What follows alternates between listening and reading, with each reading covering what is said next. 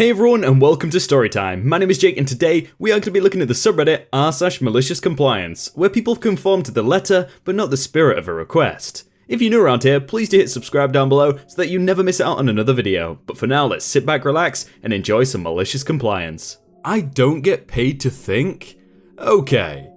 This story happened some time ago. At that point, I didn't even know it was a malicious compliance, but after I started reading stories here, figured out it fits right in.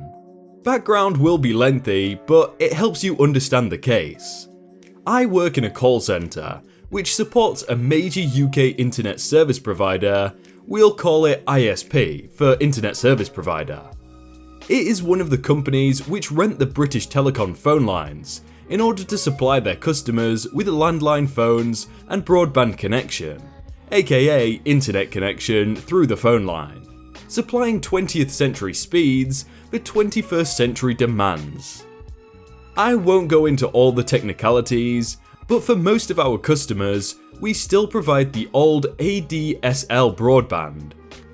We used to have a number of systems which allowed us to troubleshoot the lines and get all the information we needed, such as Line Management Application or LMA, Internet Session Manager, ISM, Wireless Tool, Wi-Fi T, Fiber Cable Link, FCL, Service Problem Manager, SPM, etc. All those programs use different abbreviations, but I use these for security purposes. We used these systems on a daily basis until September 2017, when the company launched a new experimental AI to run diagnostics. It integrates only the necessary for basic troubleshooting information from the upper-mentioned systems, as it focuses on time management and fast solutions, and provides us with a ready solution. We'll call the AI HAL. HAL is a step in the right direction, but it is not a real person and far dumber than its grandson, the 9000 version. So it often gives us stupid solutions for simple problems. Runs a broadband test for a landline issue. For no dial tone, it asks to replace the router. Gives resolved on a line with 30 plus connection drops in 12 hours, and a landline more crackly than a Geiger counter at Chernobyl, etc, etc. As if the creators purposely entered a sarcasm code in its brain, but I digress. For the less experienced of my colleagues, an override is provided by their line manager and they do whatever the manager says. But I have been there for years, and I know the side systems well enough to explore all the nuts and bolts and actually locate the problem, even if HAL told me everything was alright. Thus, I use HAL for the first 2 minutes of my conversations, and then relied on LMA, ISM, and FCL, for they always gave me more information. I often got chewed out by my managers for spending too much time on individual cases, but I always got great reviews by the customers, so the managers often neglected that.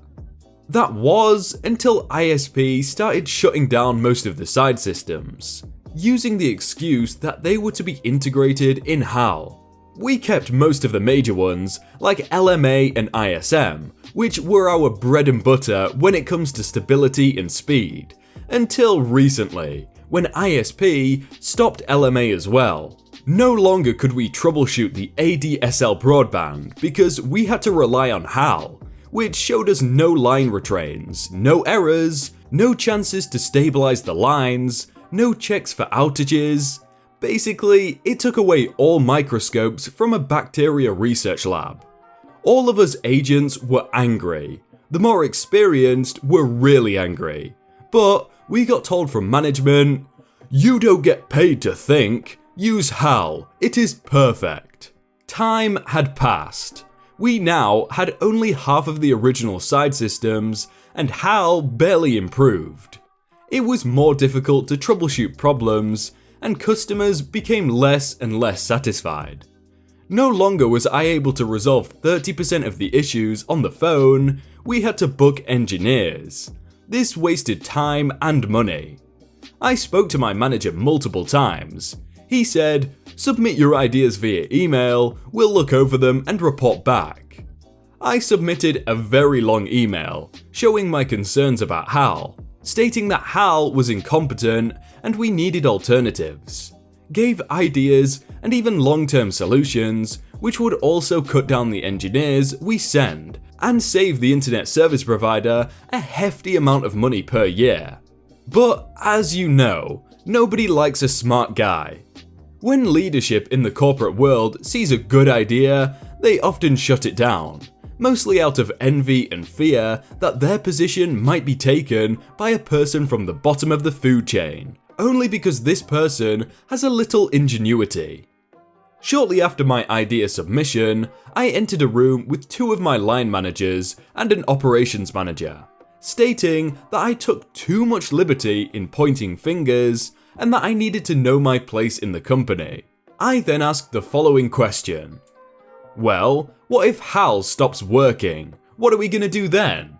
The managers reply with, "HAL is perfect. It is designed to work even when other systems don't. You don't need to worry. If it goes down, it will get back up in a few hours. Trust in HAL. HAL knows best. Nobody pays you to think about these things."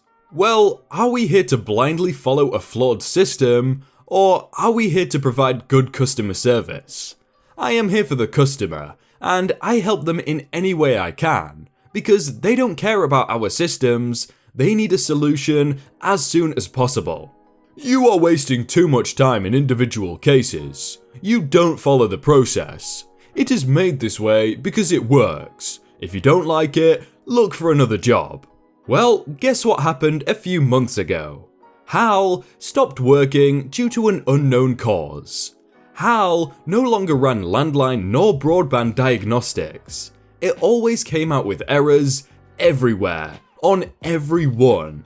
And even better, we had knowledge of a major outage in one of the more popular areas of the UK, affecting tens of thousands of customers. The side systems that would allow us to see if there was an outage were gone in favour of HAL. HAL was not working. Everyone went crazy. Cue the malicious compliance.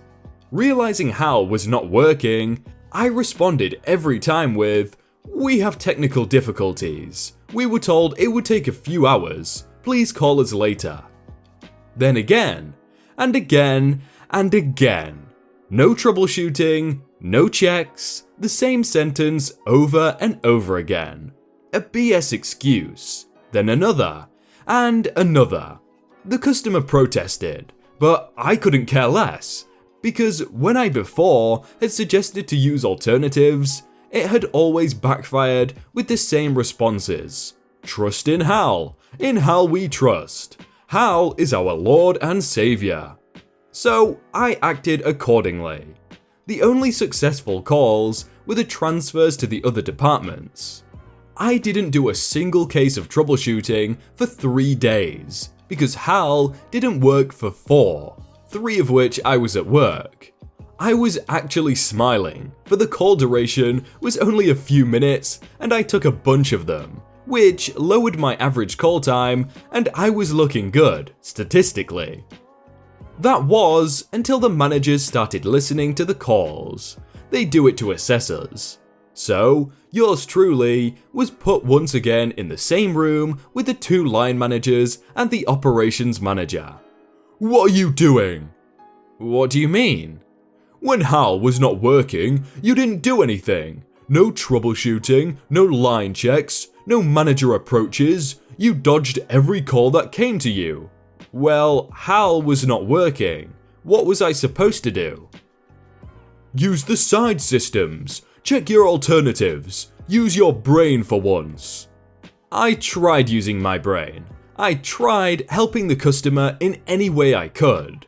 I went above and beyond before. And what for? To get yelled at for thinking and acting like a human being and not a mindless tech support? For my work, I got yelled at and reminded where I am in the food chain. You told me in this very room to follow procedure, to do what HAL tells me. HAL was not working, therefore I couldn't work. You told me to trust Hal. It gave me an error and no solution. If Hal gave me no solution, as per process, I had no solution for the customer. You were exaggerating the truth. You were again overly dramatic about it. I am not. I am here to do my job, and my job is to provide good customer service, regardless of which systems I use. It's not working this way. Yes, it is. My math teacher told me that a single problem has a single solution, and 100 paths to reach it. Here, it is the same case. I take different approaches, but the end result is the same. The issue is resolved, and the customer is happy. Can we agree on that? The managers, reluctantly, agreed. They never bothered me again on what systems I used. Still, more and more of the side systems got shut down, forcing me to rely only on Hal. I am now in the process of quitting my job, because I am tired of dealing with a flawed system and spineless managers who follow their bosses like sheep. I tried applying for the manager's position myself, but I got rejected every time, stating I was too rebellious and I never followed the right procedure. Therefore, I was setting a bad example. So I decided to go back to my studies and graduate to become a merchant mariner and travel the world while these bosses broil in their pettiness. For that entire story, I was like, these guys must be robots, like, oh, we must trust Hal, in Hal we trust. It's like, are you being controlled by him or something? Want me to edit my review? Okay, bet. I was going to buy a car from a small used car dealership. We agreed on a price and a day to meet. The morning of, he sold it out from under me right before I was there with no courtesy call or text or anything. I wrote an accurate review reflecting my experiences with the dealership online. A couple of days later, he calls and threatens me with a lawsuit, claiming my review is slander. He warned me everyone else that gave a 1-star review was sued for slander and had to pay court fees and remove their review. He said if I edited the review, everything would be fine and he wouldn't take me to court.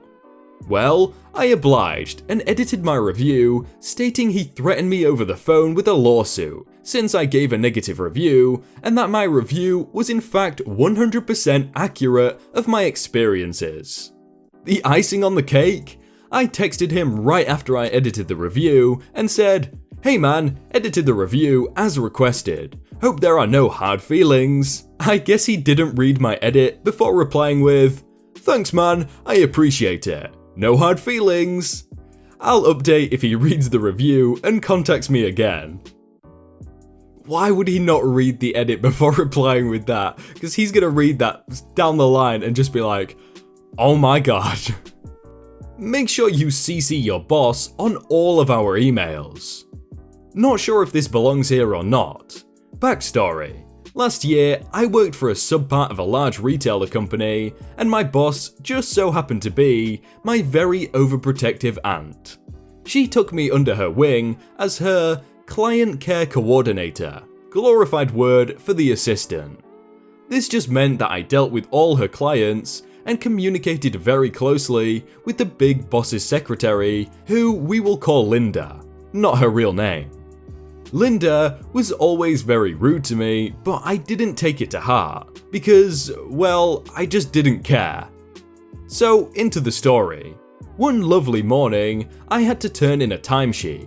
Linda was already mad because I had called her on her lunch, which I was not aware of because we worked into different buildings in 2 different cities.